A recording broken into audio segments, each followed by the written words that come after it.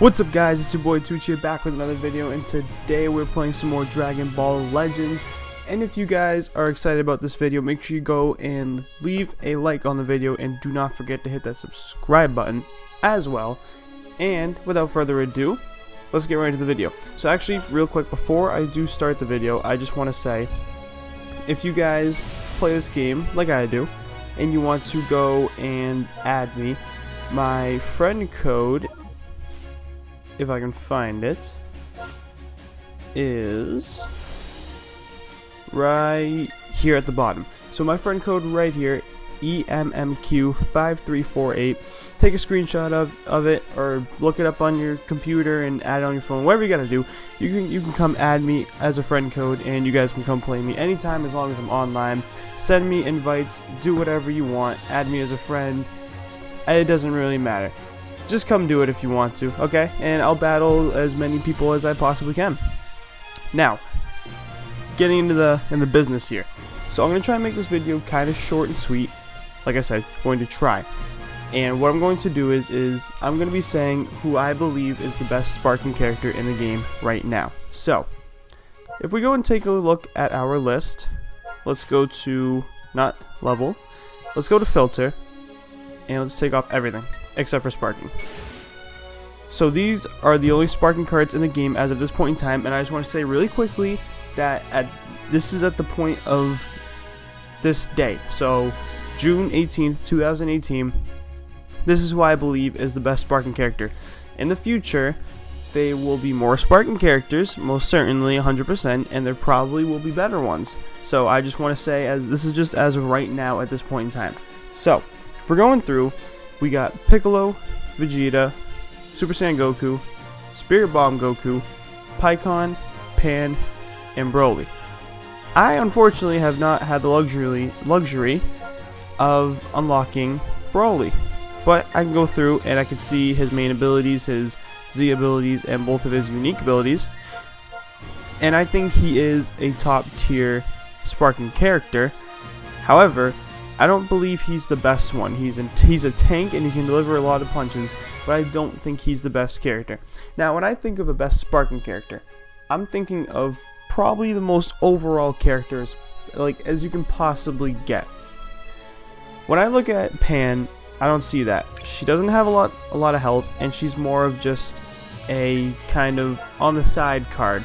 So yes, she can restore ki faster, but she can't pack a punch quite as much as the other characters, and she doesn't have that good of defense or health as it is either, so I can't put her up there.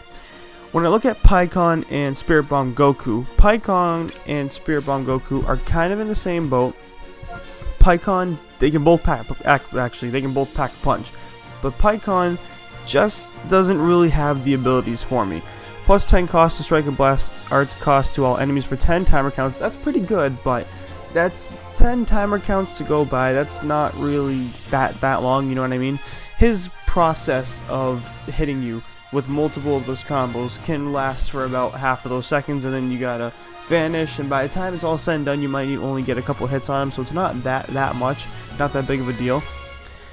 Against the Frieza Force, that's really not that, especially where the top tiered players are gonna not be using any kind of Frieza Force characters as of now. Obviously, I think everyone's seen that Final Form Frieza will be coming to the game, and they will most likely be a Frieza Force character. But that's really the only kind of character that's really he's good against, you know what I mean? So as of now, we gotta kind of put him a little bit lower than normal.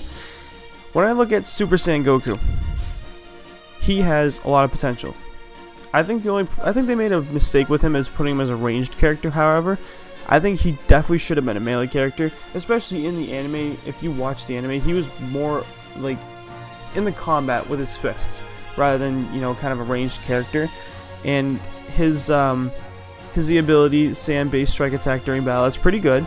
Plus 35% to blast damage inflicted when allied by character Krillin. That's not really too helpful, especially when you have to use him. And also, he has to be defeated, so you can't even have him like on your team and just not use him like some of the other characters you can possibly get away with that with. He has to be on your specific 3 roster when you're in the battle, and he has to die in order for this to come into effect. So it's good if you use Krillin a lot, but I don't think a lot of people really use Krillin that much to make it really useful. And his My Turn, the draw the ultimate arts card, Super Dragon Fist, I mean, it's a pretty good move, pretty powerful move, and I think it puts him in a kind of another level than other characters. But Broly has the same kind of unique talent, and so does so does Spirit Bomb Goku. So I don't really put him as, you know, kind of the top tiered characters. Now, we got Piccolo and we got Vegeta left. We take a look at Piccolo. He's a defense type. He is an absolute monster of a tank. He can't pack as much of a punch, but he can surely take the hits, and he can surely help out a team. So, he heals people. He heals the whole team.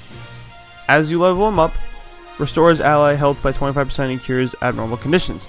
So, not only does he heal everyone, he goes through and he completely takes off any poison or any kind of disability that's going on with them at the moment. That's pretty helpful. His Z ability, 90% to element green base strike defense during battle. So strike defense is boosted, but only for green cards. And right now there's not that many green cards in the game. So it's an eh. If you have, like, if you try to level up other green characters and you put him just as the team of 6, he's helpful, obviously. So he is helpful in that regard at least, but I don't think as much as what they could have put him as. Or until a better green card gets put in the game. His unique ability, reduce damage received by 50% until combo ends when changing cover, +2 to own substitution count when activated, and +20% to blast damage inflicted against Sands. So, those are both pretty good unique abilities, especially the anti-sand. I like the +20% to blast damage inflicted against Sands, because a lot of the top tiered teams are going to have Sands. They're going to consist of a Sand, most likely. You're probably not going to go into a match and see a guy using Piccolo, Pikkon, and Pan as your top 3, like as his 3 fighters, you know what I mean, on a team of 6. So you're gonna have a Sand somewhere in there, so he is pretty helpful in that regard. And last but not least, we got Vegeta. Prince's Pride, +50% to blast damage inflicted for 20 timer counts. As you all know, I'm sure you know his stuff. +20% blast damage inflicted against a Super Warrior, which there are only a couple in the game, and sand-based blast attack during battle. So, his main ability is great. He can absolutely just overpower people if you use him correctly, and at the perfect times if you know how to use him. He can absolutely lead a team of bad characters. Not really bad, but you know, like lower tier characters. Z ability, if you want to have him on the side on your team of 6, it's sand-based blast attack during battle. It's upgraded. Again, like I said, you're probably going to have a Sand. You're probably going to be using a Sand most likely. If not using him, he's going to be replaced with a Sand most likely. So that is very helpful as it is. And anti-Super Warrior, blast damage inflicted against Super Warriors. There aren't too many Super Warriors in the game, but I can assure you there most likely will be more Super Warrior good character cards in the future coming out. So all of his abilities are helpful. I would mark them on the higher end of being helpful. He packs an insane amount of blast attack as it is. Strike damage is okay, and he's got a decent amount of health, you know what I mean? So he's kind of in the middle of everything except offense. Offense, he kind of excels a little bit more. As you can see, Goku's strike attack and blast attack are equally the same.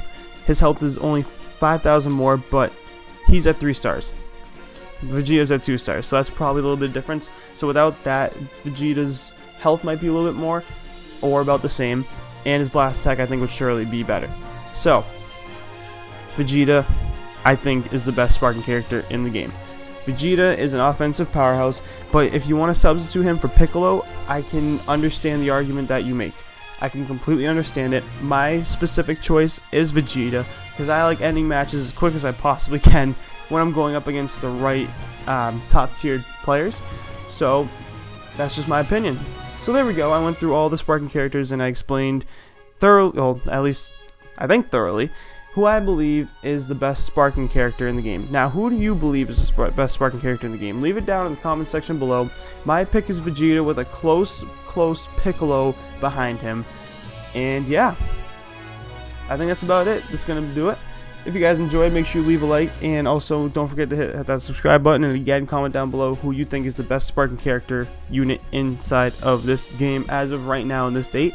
And until next time, guys, it's been your boy Tooch, and I'm out. Be strong, stay strong, and of course, as always, peace.